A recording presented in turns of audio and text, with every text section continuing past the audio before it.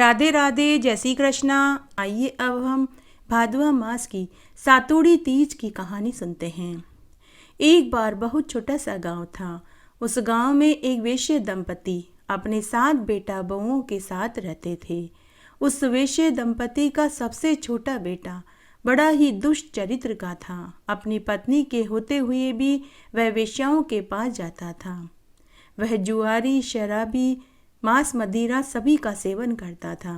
घर परिवार के सभी ने उसे बहुत समझाया, लेकिन उसके ऊपर कोई असर नहीं हुआ। वेश्या का छोटा बेटा कमाता नहीं था, तो उसकी पत्नी अपनी जिठानियों के यहाँ झाड़ू, पोछा, बर्तन, कपड़े करती थी, तो बदले में वे उसे ठंडी बासी रोटी दे देती थी। उसी से उनका घर खर्च चलता था। तब एक बार भादवे की कजली तीज आई। वेश्या दंपति की सभी बहुओं ने कजली तीज माता का व्रत रखा, पूजन किया और सातु बनाया। तब सास ने अपने 7वें बेटे की बहू को भी सातु का पिंड बना कर के दे दिया। शाम के समय जब 7वीं बहू सातु पासने बैठी, तो दरवाजे पर उसका पति शराब पीकर वेश्या के यहाँ से आया और उसने दरवाजा खोलने के लिए कहा। पत्नी ने दरवाजा खोल दिया। उसका पति थोड़ी ही देर बैठा और वापस बोला कि मुझे वेश्या के पास छोड़ कर आ। उसकी पत्नी ने अपने पति को कंधे पर बैठाया और उसे वेश्या के पास छोड़ कर आई। ऐसा उसने 6 बार किया। वह बार बार अपने पति को कंधे पर बैठाकर वेश्या के पास छोड़ कर आती। 7वीं बार उसका पति फिर घर आया और आते ही बोला कि मुझे वापस वेश्या के घर छोड़ कर आ। इस बार उसकी पत्नी कुछ नहीं बोली, तो उसका पति बोला कि आखिरी बार छोड़ कर आ, इसके बाद मैं कभी वेश्या के घर नहीं जाऊंगा। 7वीं बार उसकी पत्नी फिर उसे वेश्या के यहाँ छोड़ने गई। जब वह अपने पति को वेश्या के घर छोड़ कर आने लगी कि तभी मूसलाधार बारिश होने लगी।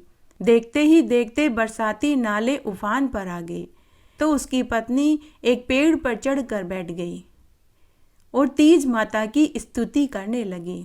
तब कजली तीज माता ने सोचा कि यह बेचारी सुबह से निर्जला व्रत रखे हुए है। आज हम इसकी नहीं सुनेंगे तो कलयुग में हमें कौन पूजेगा। तभी वहां आकाशवाणी हुई कि आवतरी जावतरी दोना खोल के पी, पी प्यारी होवे। आवाज़ सुनकर उसने देखा तो नदी में उसे एक दोना बहता हुआ दिखाई दिया। उस दोने में दूध था। उसने दोना उठाया और उसमें से दूध के 7 घूंट पिए और फिर उस दोने के 4 टुकड़े करके चारों दिशाओं में फेंक दिए। तीज माता की कृपा से वेश्या को सद्बुद्धि प्राप्त हुई।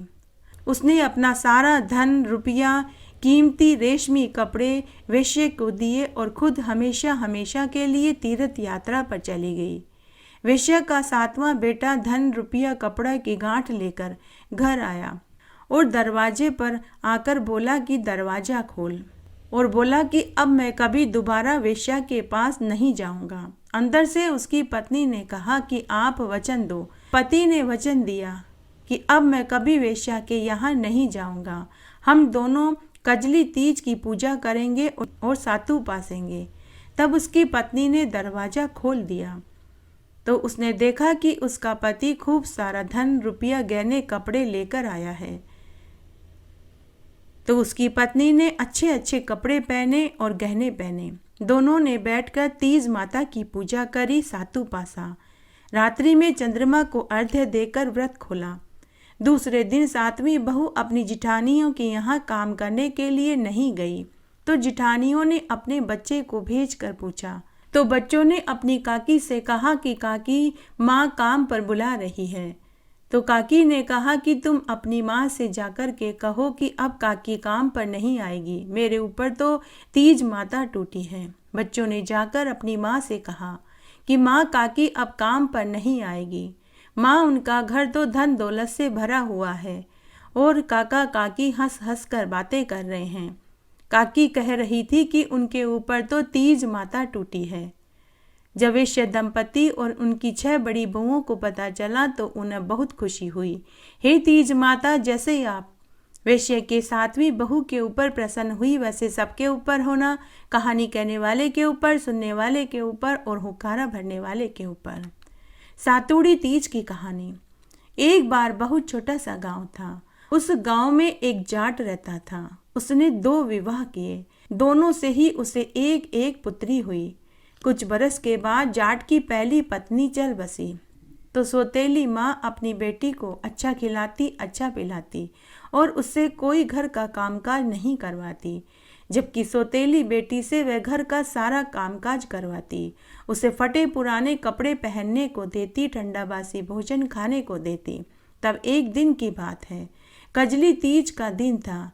जब सौतेली बेटी पनघट पर पानी भरने गई तो गांव की औरतें निमड़ी की पूजा कर रही थी। तो उसने पूछा कि काकी, आप ये क्या कर रहे हो? किसकी पूजा कर रहे हो और कौन सा व्रत कर रहे हो? और इस पूजा को करने से क्या फल मिलता है? तो गांव की औरतें बोली कि बेटी, आज हमने सातुड़ी तीज का व्रत किया है। हम निवड़ी माता की पूजा कर रहे हैं। इस व्रत को करने से कुंवारी लड़कियों को अच्छा घरवर मिले, सुहागिनों का सुहाग अखंड रहे, निर्धन को धन मिले, बुजुर्गों को बैकुंठ का वासा मिले। तब वह बोली कि काकी, मैं भी यह व्रत करना चाहती हूँ, परंतु कैसे करूँ? मेरी सौतेली माँ मुझे पूजा की सामग्री और सातु ही नहीं देगी। तो उन औरतों को उसके दुख का पहले से ही ज्ञान था। उन औरतों को उसके ऊपर दया आ गई। वे बोली कि बेटी आओ, तुम हमारे साथ निमड़ी माता की पूजा करो और सातु पासो, और यह सातु का पिंड हम तुझे देते हैं। रात्रि में चंद्रमा को अर्घ्य देकर एक समय भोजन कर लेना। तो उसने उनके साथ बैठकर वहीं पर कजली तीज माता की पूजा करी, व्रत का संकल्प लिया, निमड़ी माता की पूजा करी और सातु पासा, और सातु का पिंड अपनी चुनरी में छिपाकर घर ले आई। और रात्रि में जब उसकी माँ सो गई तो चंद्रमा को अर्घ्य देकर उसने व्रत खोल लिया। इस तरह 3 साल तक उसने कजली तीज माता का व्रत किया। जब दोनों बहनें युवा अवस्था को प्राप्त हुई तो सौतेली माँ ने अपने पति से कहा कि मेरी बेटी के लिए अमीर घर और सौतेली के लिए गरीब घर का लड़का ढूंढो। परंतु सौतेली बेटी के ऊपर तो तीज माता की कृपा थी, उसका कौन क्या बिगाड़ सकता था। दोनों का विवाह हुआ, दोनों अपने अपने ससुराल में चली गई। सौतेली बेटी बड़ी ही समझदार और मेहनती थी। उसने जाते ही ससुराल में सारा कामकाज संभाल लिया।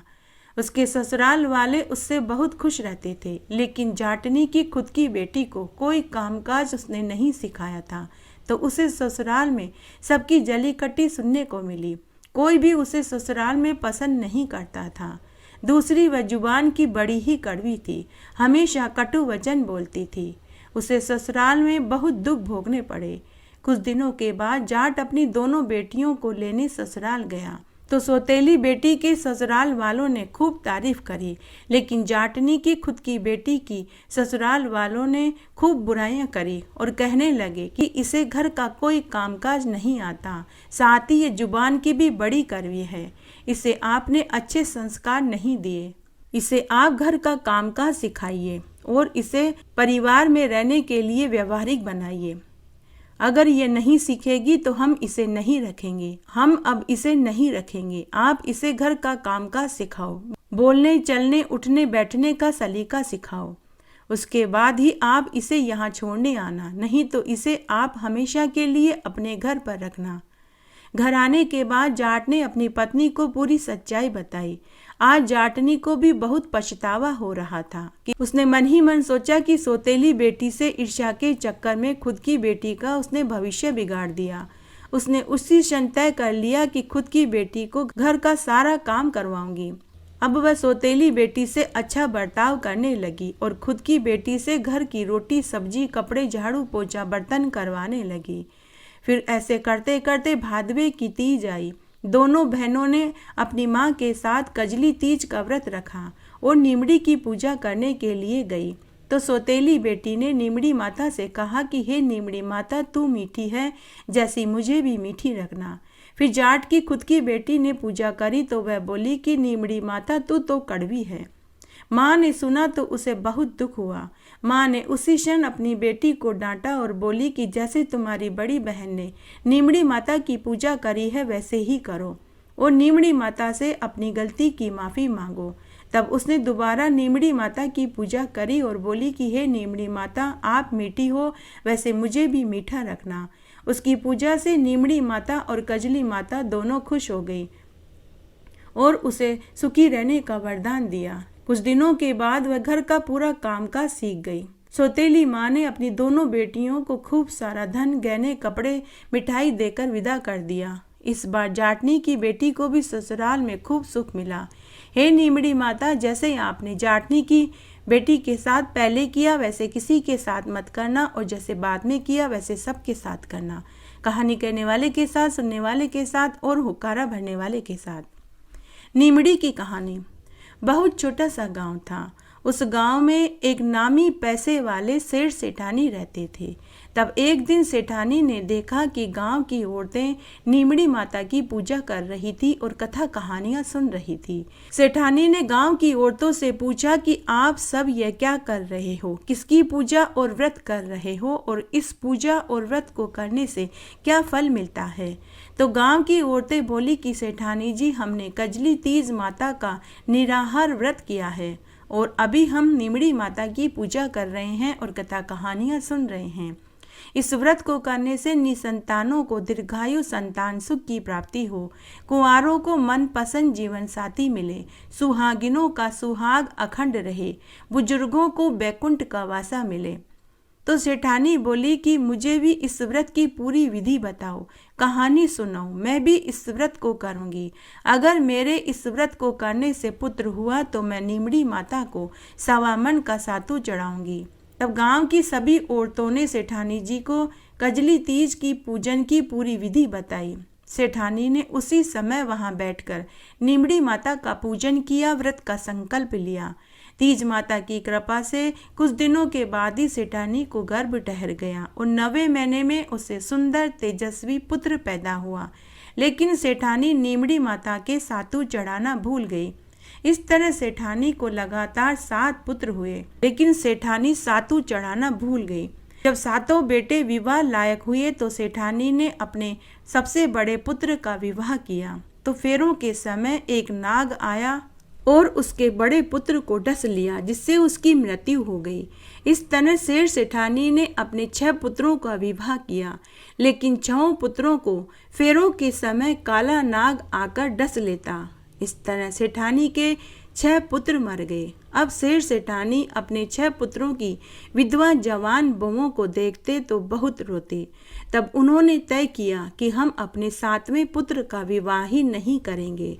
जब गांव वालों को, सगे संबंधियों को, परिवार वालों को पता चला तो सभी ने उन्हें बहुत समझाया। तब गांव के सरपंच ने कहा कि आप अपने 7वें पुत्र का विवाह जरूर करो, लेकिन बारात में पुत्र की जगह तलवार से फेरे पटकवा देना, ताकि नाग के आकर डसने का डर ही समाप्त हो जाए। तब सभी ने यही सही बताया। तब सभी ने कहा कि यही उपाय सही रहेगा। तब 7वें पुत्र का विवाह पड़ोसी गांव की एक समझदार लड़की से करना तय हो गया। शादी की सभी रस्में 7वें पुत्र से घर पर ही कर ली गई, जैसे हल्दी, लगन, टीका इत्यादि। लेकिन बारात में 7वें पुत्र की जगह तलवार को लेकर दुल्हन के घर पहुंचे। जब लड़की वालों ने इसका कारण पूछा तो सब ने सच्चाई बताई। लड़की की माँ बड़ी ही समझदार थी। वह खुमार के घर से काचा करवा तात लेकर के आई। फेरों के समय काला नाग आया तो उसने उसके आगे कच्चा दूध रख दिया और मिठाई खिलाई। जैसे ही नाग ने कच्चा दूध पिया, मिठाई खाई तो उसे नींद आ गई। दुल्हन की माँ ने उसे काचे करवे में डालकर ढक्कन लगा दिया और तांत की डोरी से बांध दिया और उसे ले जाकर जंगल में छोड़ आई। फिर विवाह की सारी रस्में पूरी की गई। जब बारात जाने लगी तो दुल्हन की माँ ने अपनी बेटी से कहा कि बेटी, रास्ते में कजली तीज माता का व्रत आएगा। मैं तुझे सातू का पिंड और पूजा के सारे सामान रख दूंगी।